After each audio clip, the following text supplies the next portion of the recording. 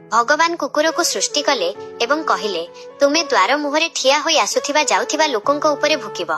एथिपाई मु तुमको 20 वर्ष आयुष देउछि। किंतु कुकुर कहिला प्रभु केवल भुकिबा पई एते वर्ष मते केवल 10 वर्ष दरकार। द्वितीय दिन भगवान मांकड़ को सृष्टि कले एवं कहिले तुमे लोकंकर मनोरंजन करिवो, नाना प्रकार खेल देखाइबो एवं समस्तंकु हसाइबो। एथिपाई मु तुमको मध्य 20 वर्ष आयुष देउछि। मांकड़ कहिला 20 वर्ष जाए डियाकुदा कले तो मु मरिजिबि। प्रभु मते केवल 10 वर्ष दियंतु। तृतीय दिन भगवान गाई को सृष्टि कले एवं कहिले तुमे चासी सहित बिलरे परिश्रम करिवो एवं निजर अमृत भଳି क्षीर समस्तंकर पालन करिवो। एथिपाई मु तुमको 60 वर्ष आयुष देउछि।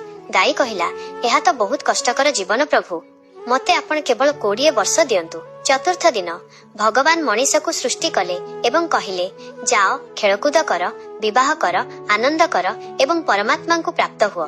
एथिपाई मु तुमको 20 वर्ष आयुष देउछि। परिणाम किंतु लोभी मनीष बाकी सबु पशु मानकर बळका आयुष मागिनेला।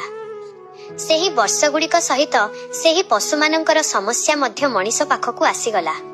मनीषर जीवन चक्र प्रथम 20 वर्ष मनीष भली आनंदरे कटे, तापर 40 वर्ष गाई भली परिवार पई खटिबारे कटे, तापर 10 वर्ष मांकड़ भली नाती नातुणी को हसाइबारे कटे, शेष 10 वर्ष कुकुर भली द्वार पाखरे बसी रहिबारे कटे।